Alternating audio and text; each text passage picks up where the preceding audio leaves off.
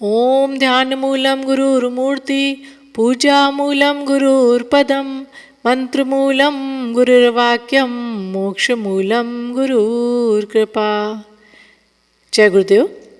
आज का हमारा टॉपिक है आत्मा का संबंध है गुरु शिष्य का संबंध, यानी श्रद्धा, समर्पण, विश्वास का संबंध।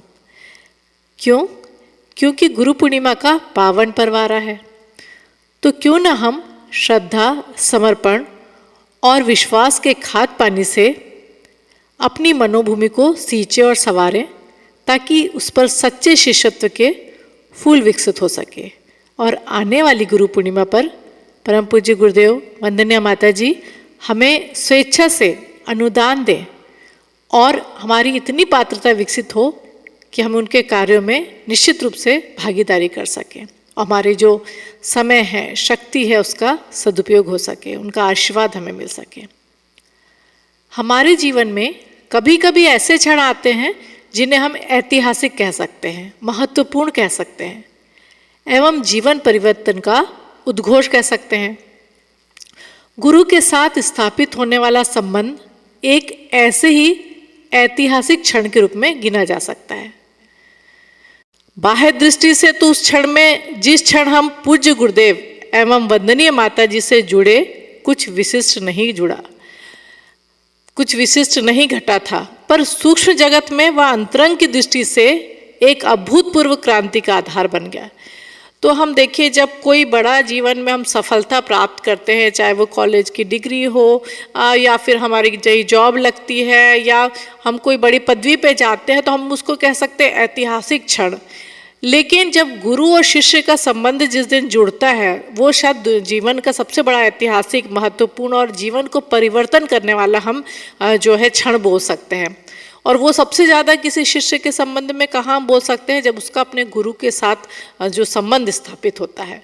अगर हम देखें तो जब हम गुरुदेव माता जी से जुड़े, तो बाह्य दृष्टि से तो कुछ वैसा नहीं होगा, वो भी वैसे दिख रहे हैं, हम भी, लेकिन निश्चित रूप से अंतरंग में, हमारे अंदर में एक बहुत क्रांति घट जाती है, और उस दिन से हमारा कुछ ना कुछ ऐसा परिवर्तन चालू हो जाता है। और ऐसा कहने के पीछे का कारण यह है कि जिस दिन गुरु के साथ, विशेष रूप से सदगुरु के साथ शिष्य का संबंध स्थापित होता है, तो उस दिन शिष्य के व्यक्तित्व का प्रत्येक अंश, उसकी चेतना का एक एक हिस्सा महानता को एवं दिव्यता को समर्पित हो जाता है, और उसके बदले में शिष्य उन सभी विभूतियों का हकदार बन जाता है जिन्हें गुरु शिष्य संबंधों का आधार माना जा सकता है। तो अब बोल रहे हैं कि अंतरंग की दृष्टि से क्रांति क्यों घटती है, कि जिस दिन गुरु के साथ हमारा संबंध स्थापित होता है, तो शिष्य के व्यक्तित्व का, बोल रहे ना कि अगर हम देखें तो जैसे बोलते हैं ना, पूर्ण समर्पण उस दिन चालू हो जाता है, लेकिन उसकी जो प्रक्रिया है वो धीरे धीरे घटती है। तो बोले शिष्य का जो व्यक्तित्व का एक एक अंश, उसकी चेतना का, उसके अंतरंग का, बोले वो गुरु के चरणों में समर्पित हो जाता है, और उसके बदले में मिलता क्या है, इतनी ज़्यादा विभूतियों का वो हकदार हो जाता है अपने गुरु के जो महानता का। बोल रहे ये उसका आधार है, यदि हमको लगता है कि हम गुरु जी के साथ सही तरीके से जुड़े हैं।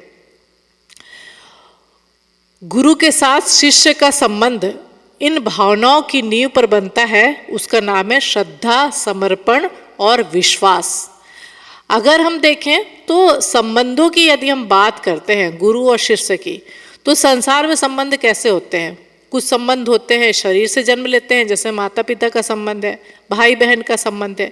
कुछ संबंध होते हैं जो भावनाओं से जन्म लेते हैं, जैसे हम बोले पति पत्नी का, मित्र का संबंध है, और इन संबंधों का आधार हम देखें तो भावना है। लेकिन कुछ संबंध ऐसे होते हैं जिसमें किसी भी प्रकार की संसार और सांसारिकता है ही नहीं, वे आत्मिक संबंध होते हैं, वे आत्मा की प्रखरता, पावनता से जन्म लेते हैं। और जैसे कौन सा संबंध है? गुरु शिष्य का संबंध, क्योंकि ये सांसारिक संबंध नहीं है, यह आत्मिक संबंध है, आध्यात्मिक संबंध है। तो इसीलिए बोलते हैं कि, और ये किस आधार पर बनता है कि जो गुरु और शिष्य का संबंध है, भावनाएं कहाँ से आती हैं, उसका नाम, जो भावनाएं जहाँ से आती है उसका नाम है श्रद्धा, समर्पण और विश्वास। आध्यात्मिक क्षेत्र में अगर हम देखें तो श्रद्धा का ही सिक्का चलता है, मात्र श्रद्धा की कीमत होती है, मात्र श्रद्धा की ताकत होती है। और श्रद्धा का मतलब क्या है? आदर्श व सिद्धांतों के प्रति अटूट, अगाध, प्रगाढ़ विश्वास। जहाँ श्रद्धा नहीं होगी वहाँ सब उपचार, चाहे हम कितना भी गुरु जी की फोटो रख ले, कितनी भी माला फेर ले, कितने भी उनके गुणगान करें, सब बाहरी उपचार बन के रह जाते हैं। और यदि श्रद्धा होती है तो साधक के जीवन में ऐसे ऐसे चमत्कार घटित होते हैं जिनको सुनकर हम बोल सकते हैं कि अलौकिक, दिव्य एकदम। और यदि शिष्य जो है श्रद्धा से रिक्त है तो 1 करोड़ क्या, एक बोलते हैं ना, कितने भी आप मंत्रों का जाप कर लो, बोले वो निष्कर्ष हमको वो परिणाम मिल ही नहीं पाता है। अब यहाँ पे क्या बोल रहे हैं कि यदि श्रद्धा है साधक के अंदर, और ये हम सब अपने से कनेक्ट करके देखें कि क्या हमारे अंदर वो श्रद्धा पनप पाई है या केवल बोलने के लिए हम करते हैं। यदि साधक श्रद्धावान है तो उसके लिए पत्थर की मूर्ति भी गिरधर गोपाल बन जाती है। श्रद्धा होने पर मिट्टी की प्रतिमा एकलव्य को द्रोण बनाकर मार्गदर्शन देती रहती है। श्रद्धा होने पर पत्थर के कृष्ण मीरा के लिए जहर पीने को तैयार हो जाते हैं। और श्रद्धा पाषाण प्रतिमा स्वामी रामकृष्ण परमहंस के लिए माँ काली बन जाती है। तो अगर हम सोचे क्या ऐसा होता है, तो ये सामने हमारे उदाहरण है कि आज हम मीरा का देखें, रामकृष्ण परमहंस का देखें, उन्होंने तो कोई विशेष, उनके अंदर ऐसा कोई परिवर्तन नहीं था कि कुछ वो अलग दिखते थे, पर अंदर की श्रद्धा ये सब करवाने के लिए मजबूर हो गई जो है भगवान को। मनुष्य को जीवन में देवी कृपा मात्र एक आधार पर मिलती है, उसका नाम है श्रद्धा। श्रद्धा होती है तो मिट्टी गुरु बन जाती है और पत्थर भगवान बन जाते हैं।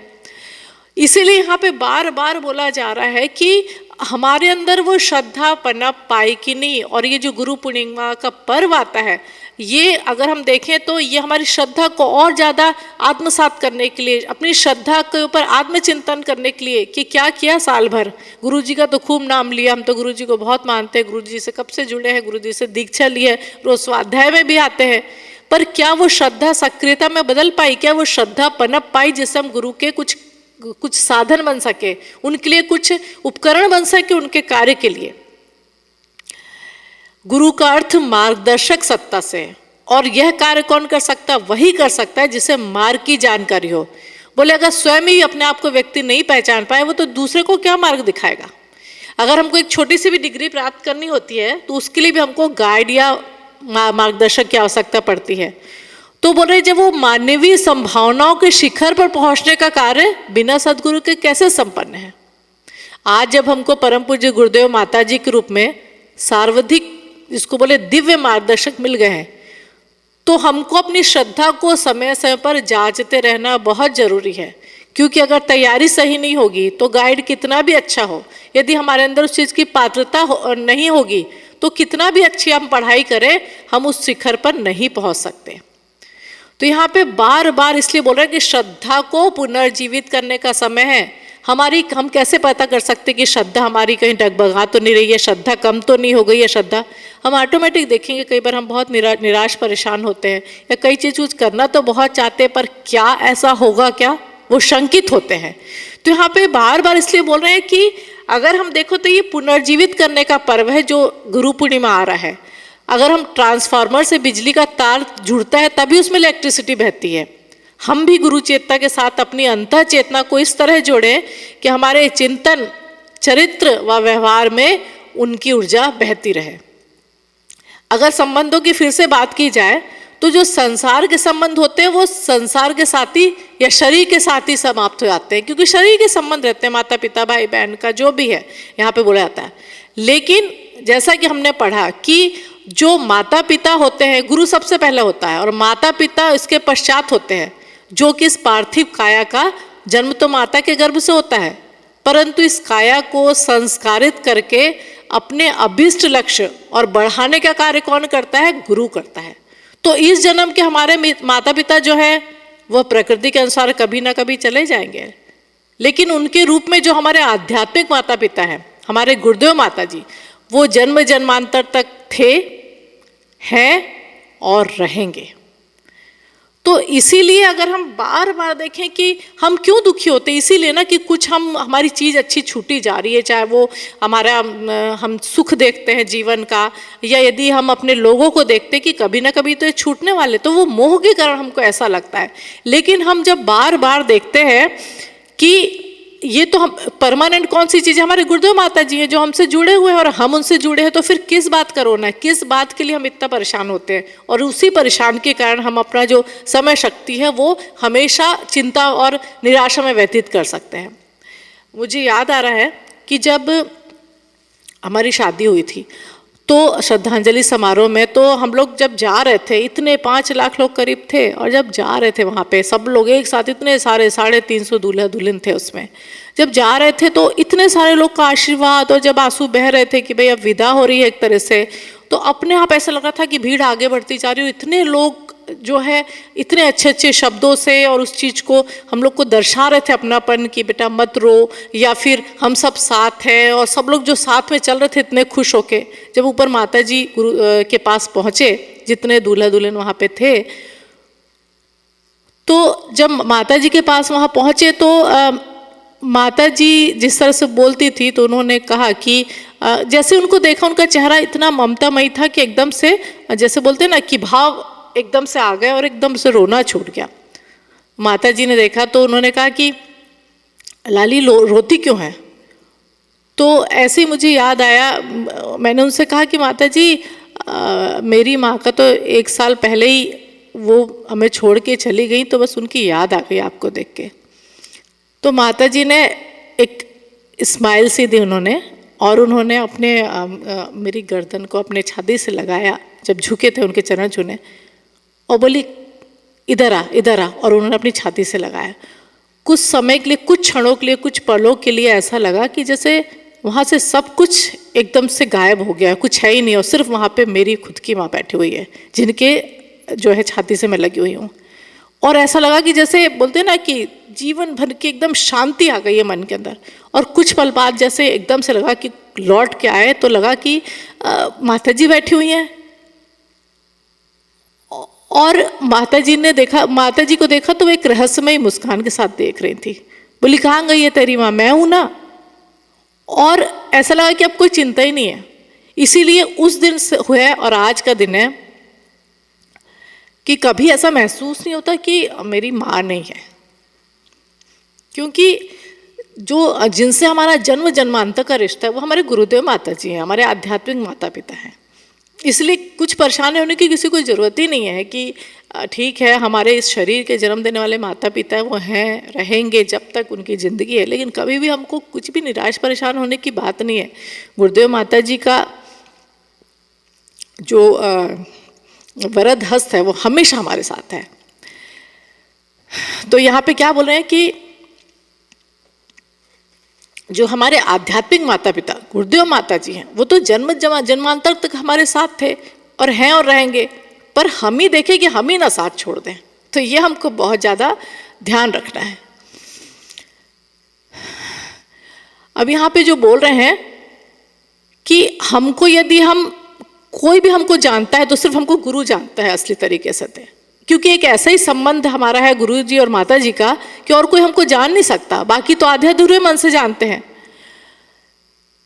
एकमात्र गुरु शिष्य का संबंध है, और वो उसे शारीरिक रूप में नहीं, व्यक्तित्व के रूप में जानता है, और केवल हमारी सतह के रूप में नहीं, गहराई से हमको जानता है, हमारे चित्त को जानता है, संस्कारों को जानता है, वर्तमान जन्म के साथ जन्म जन्मांतरों को जानता है। इसलिए तो कई बार हमको लगता है कि जिस गुरु से हमारा कोई संबंध नहीं है, थोड़े दिन में इनसे मिले, थोड़े दिन पढ़ा, और ऐसा क्या होता है कि हमको लगता है कि इससे ज़्यादा संबंध हमारा, इनसे ज़्यादा प्रेम हमारा किसी से है ही नहीं, क्योंकि जन्म जन्मांतर का संबंध है जो और कोई नहीं जानता। गुरु शिष्य संबंध में पहले जो है गुरु मांगते हैं, और जो सच्चा शिष्य होता है वो देता है और पा लेता है। इसीलिए जब गुरु और क्या मांगता है, कुछ नहीं मांगता, हमारे अंदर की बुराइयों को मांगता है कि बेटा तुम अपनी बुराइयों को सौंप दो, और उसके बाद तुमको जो चाहिए मैं तुमको दूंगा, क्योंकि गंदे बर्तन में तो कुछ भी नहीं डाला जाता।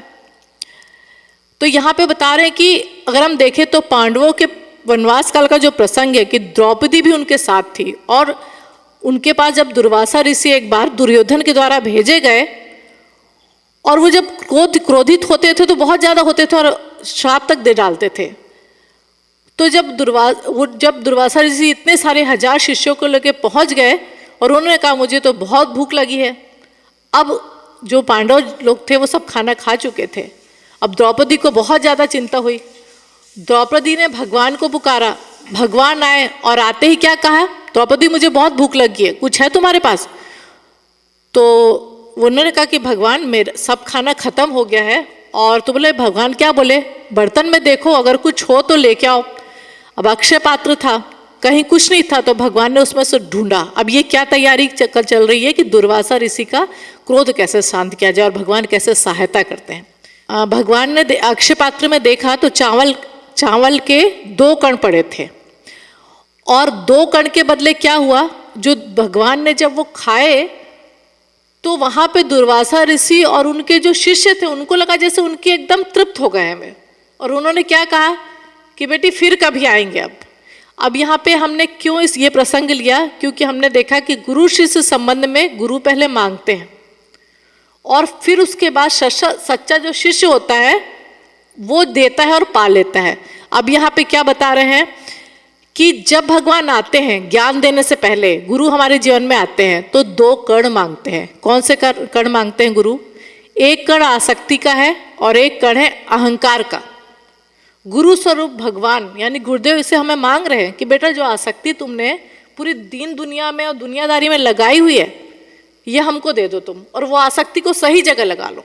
और ये भी नहीं गुरुदेव बोलते हैं कि ज़्यादातर सगे लगता है कि बेटा मेरे पैर छुओ, मेरी सेवा करो। नहीं, गुरुदेव बोलते, माता जी तो बोलती थी बेटा क्या करोगे, ये बुढ़े बुढ़िया को तुम आगे शांति कुंज में देख के तुमको गुरुजी माता जी को मानना है, देखना है तो उनके विचारों में देखो, उनके विचारों में ढूंढो। तो इसीलिए आसक्ति लगाना है तो गुरु के ज्ञान से लगाना है, उनके विचारों से लगाना है, उनका जो व्यक्तित्व है उससे लगाना है। और गुरुदेव दूसरा कण क्या बोल रहे हैं? अहंकार का, कि हमको अहंकार को गलाना पड़ेगा, बिना अहंकार को गलाए तो कुछ भी नहीं होने वाला है। अब यहाँ पे फिर क्या बता रहे हैं कि भगवान को सिर्फ अहंकार की जरूरत होती है कि शिष्य अपना अहंकार उनको समर्पित कर दे, तभी कुछ हो सकता है, नहीं तो कुछ नहीं हो सकता। क्योंकि जब बार बार हम देखते हैं कि गुरुदेव हमसे दूर नहीं है, वे देहधारी तो हैं पर देहातीत है, उनको कोई जान नहीं सकता। और इसीलिए गुरुदेव का बार बार बोलते हैं कि देह त्यागने के बाद वे और ज़्यादा सर्वव्यापी हो गए हैं।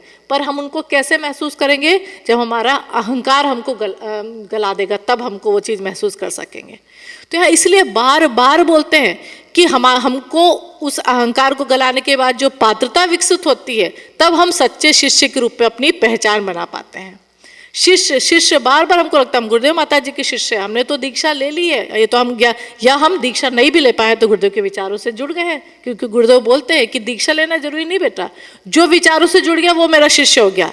लेकिन यहाँ पे मेन बात जानने की यही है कि शिष्य के रूप में हम कुछ जानना चाहते हैं, सीखना चाहते हैं, और वो शिष्यत्व तभी विकसित होता है जब अपने स्वार्थ और अहंकार को गुरुदेव के चरणों में गला देते हैं। क्योंकि हम तो ज़्यादातर स्वार्थ से जुड़े रहते हैं, कुछ अच्छा कर दिया तो गुरुदेव हैं। बहुत कम ऐसे होते हैं जो कठिनाइयों को भी हंसते हंसते झेलते हैं कि गुरुदेव ये तो हमको जो है अच्छे से तराशने के लिए आई हैं, या जो भी हमारा त्यौहार आ रहा है ये हमारा फिर एक चीज़ आया है, फिर हमको ऑडिट कराने के लिए आया है। कितने हम में से ऐसे हैं जो हर त्यौहार को सीरियस लेते हैं कि क्या पिछले बार हमने कहा था कि गुरुदेव अब ऐसा नहीं करेंगे और इस बार क्या वैसा हो पाया? त्यौहार गया और उसके साथ वो प्रेरणाएं भी हवा हो जाती हैं। ऐसा नहीं सबके लिए, लेकिन उनको खाद पानी देने के लिए बार बार रिमाइंडर हमको कराना पड़ता है। शिष्य का शब्द कितना ज़्यादा इम्पॉर्टेंट है। शिष्य जो शब्द है अगर हम देखें तो शिष्य शब्द सिख उसी से बना है, और जब गुरु नानक देव के जो शिष्य थे वो सिख कहलाए। सिख का मतलब क्या होता है? प्रिपेयर टू लर्न, जो तैयार है, हम सीखने के लिए तैयार हैं, हम जानने के लिए तैयार हैं, हम अनुभव करने के लिए तैयार हैं, वो कहलाता है सिख यानी शिष्य। और हम देखें गुरुदेव नानक देव के मंदिर में, मंदिरों को गुरुद्वारा कहा जाता है, तो बिल्कुल उचित है। गुरुद्वारा का मतलब क्या होता है? अर्थात गुरु का जो द्वार है वो गुरुद्वारा कहलाता है, और उससे तो जाना है, गुजर के जाना है। परंतु अगर तुम द्वार से भी गुजरने को तैयार नहीं है तो गुरुदेव बोलते तुम परमात्मा रूपी मंदिर में कैसे पहुंचोगे? दरवाजा ही नहीं हम लोगों ने ठीक से किया है, और दरवाजा जब पार करते हैं तो उसके लिए क्या करना पड़ता है? झुकना पड़ेगा, तभी तो मंदिर में परमात्मा मिलेगा, तब तो गुरुदेव के दर्शन होंगे। लेकिन हम रास्ते के ही चमत्कारों में, रास्ते के सब चीज़ों में अटक गए कि गुरुदेव ने ऐसा किया, हमको ऐसा महसूस हुआ, ये हुआ, जो हो रहा है होने दे, उसको हम लेके ना बैठे रहें कि हमको पता नहीं क्या होने लगा, हम पता नहीं कौन से स्तर के गुरु के शिष्य बन गए। ये तो रास्ते की भूल भुलैया जो हमको अटकाने के लिए आती हैं।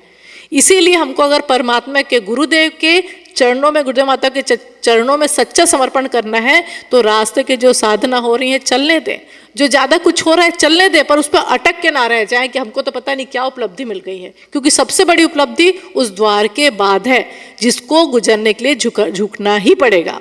और स्वार्थ और अहंकार को लेकर गुरु रूपी इस द्वार से पार नहीं हुआ जा सकता, उसको विसर्जन करना ही पड़ेगा।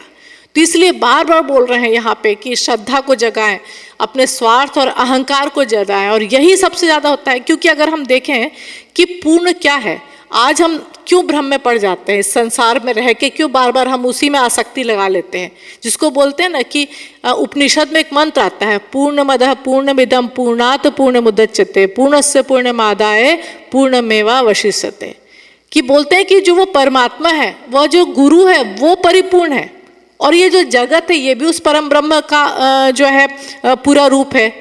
तो इसीलिए बोल रहे हैं कि पूर्ण से पूर्ण को निकाल दें तो भी पूर्ण ही बचता है। यदि सोने का एक बड़ा ईंट है और यदि हम सोने की कुछ चीज़ भी पहनते हैं तो वो भी उसका अंश है, तो हम भी ईश्वर के अंश से और पूर्ण है। पर यहाँ आके हम जो है उस चीज़ को भूल जाते हैं, और गुरु जो है परमात्मा का प्रतिनिधि होने के कारण पूर्ण है। इसलिए परमात्मा की पूर्णता को गुरु प्राप्त करता है और गुरु की पूर्णता को शिष्य प्राप्त करता है। और जब शिष्य पूर्णता को प्राप्त कर लेता है तो वह ऐसा दिखता है, वो उसको क्या दिखने लगता है कि ये जगत तो पूर्ण है, और जो अधूरापन दिखता है कि हम पूरे टाइम कंप्लेन करते रहते हैं तो वो हमारी भ्रांति है। तो इसीलिए बार बार पूर्णता की जरूरत होती है, बार बार उस पूर्णता को याद करने की जरूरत है, बार बार उस पात्रता को विकसित करने की जरूरत है जिससे हम उस पूर्णता को प्राप्त कर सकें। इसलिए जो हमारे गुरुदेव बोल रहे हैं वो हमको करना चाहिए, जैसा गुरुदेव चाह रहे हैं वो हमको जीवन में अपनाना चाहिए। गोस्वामी तुलसीदास जी कहते हैं, बंदौ गुरुपद कंज कृपा सिंधु नर रूप हरि। गुरु रूप में नर नारायण हमारे बीच में विचरण करते हैं। गुरुदेव हमारे साथ हैं, वो साक्षात भगवान है। इस रूप में हमारे बीच में वो भगवत सत्ता के रूप में विचरण कर रहे हैं, लेकिन हम भगवान को देख नहीं पाते हैं। कहते हैं भगवान निराकार है, निराकार भगवान जब साकार रूप लेते हैं तो वो गुरु के रूप में मिलते हैं, और वही गुरुदेव माता जी हमारे रूप में हैं और हमको सिखाने, बताने, हमको अपने आप से मिलाने, हमारी कमियां दूर करने, हमारी कमजोरियां दूर करने आते हैं। बस हमको एक कदम बढ़ाने की जरूरत है। वो हमको अलग अलग तरह से जगाते हैं, भांति भांति से होश में लाते हैं, लेकिन हमारा जीवन तो मूर्छा में खोया रहता है, बेहोशी की हालत में जीते हैं।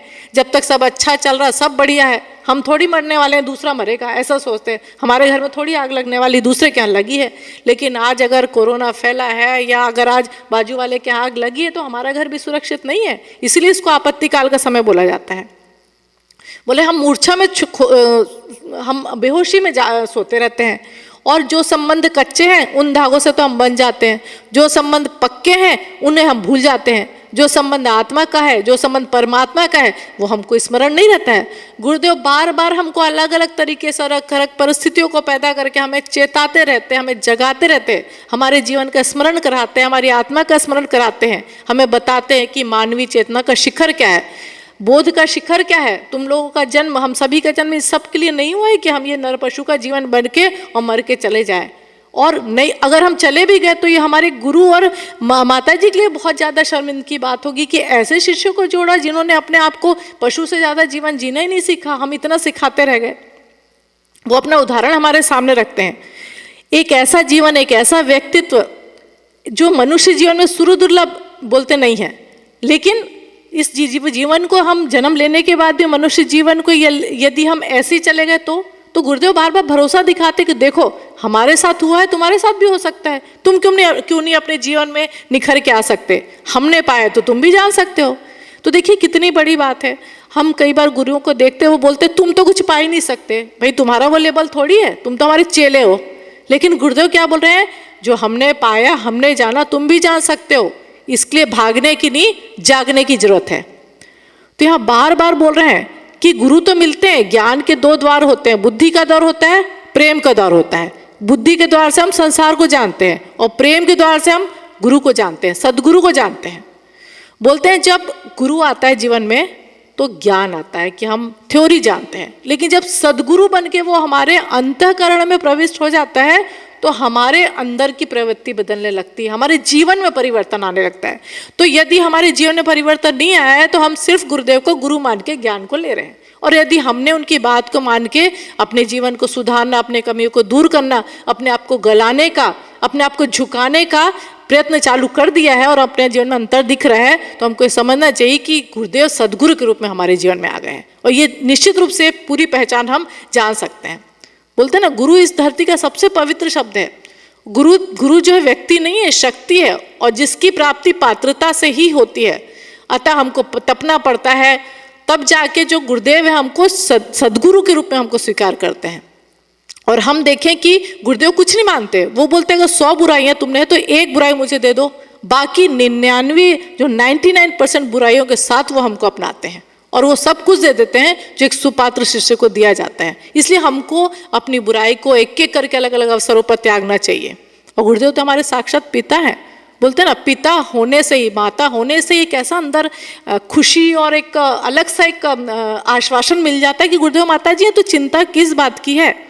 और गुरुदेव ने क्लियर कहा है कि हमने जो लड़ाई छेड़ी है वो दुष्प्रवृत्तियों के विरुद्ध है, बुराइयों के विरुद्ध है। और बोले बहुत बड़ा काम है और मुसीबतें आएंगी, पर उन मुसीबतों को हम आप तक नहीं पहुंचने देंगे। गुरुदेव ने क्लियर कहा है कि जिस तरह राणा सांगा ने जो है तलवार गिरी थी तो वो अपने ऊपर झेली थी, पर अपने जो उसके सैनिक थे उस पर नहीं आने दी थी। तो गुरुदेव ने भी कहा है कि जो उसके शरीर पर 80 घाव हो गए थे और वो बेहोश हो गया था, तो गुरुदेव क्या बोले, बेटा 80 घाव खाने तक कोई भी मुसीबत आए तो वो हम अपने तक झेलेंगे, लेकिन जो 20% है वो आपके प्रारब्ध को सूल बन के निकालेंगे। तो इसीलिए हमको इस बात का ध्यान रखना है कि ये जो गुरु पूर्णिमा आ रही है कि अपने आप को जितनी हम पात्रता विकसित कर पाए, जितना अपने आप को गला पाए, जितना अपने संबंधों को, असली संबंधों को हम बार बार रिमाइंडर करें क्या है असली संबंध गुरुदेव माता जी से। ये परमानेंट संबंध है, इसलिए थोड़ा बहुत कुछ गुरुदेव मांगते हैं, क्या हम थोड़ा भी नहीं कुछ कर सकते? जो आज गुरुदेव का है, गुरुदेव बोलते हैं सब कुछ तुम्हारा है बेटा, बस थोड़ी सी अपने अंदर विनम्रता ले आओ, अपने को झुका कर चलना सीखो। तो आज हमारा ये जो गुरु पूर्णिमा के लिए तैयारी चल रही है, हमारे मनुभूमि की खाद पानी देने की, वो निश्चित रूप से तैयार हो जाएगी। और इसलिए गुरुदेव ने जो अंग अवयव कहा है कि अंग अवयव, हम बोल सकते हैं अंग अवयव अपेक्षा है गुरुदेव की, आखिरी श्वास तक साथ दे पाओगे, श्वास जिनसे मिली धड़कने मिली, जिंदगी दांव पर तुम क्या लगा पाओगे। तो ये अपने क्वेश्चन करने की जरूरत है अपने आप से, क्या हम कैसा कर पाएंगे। गुरुदेव हम शिष्य कहते हैं, बस फर्ज निभाना बाकी है, तुमसे अगणित अनुदान मिले, यह कर्ज चुकाना बाकी है, कर्ज चुकाना बाकी है।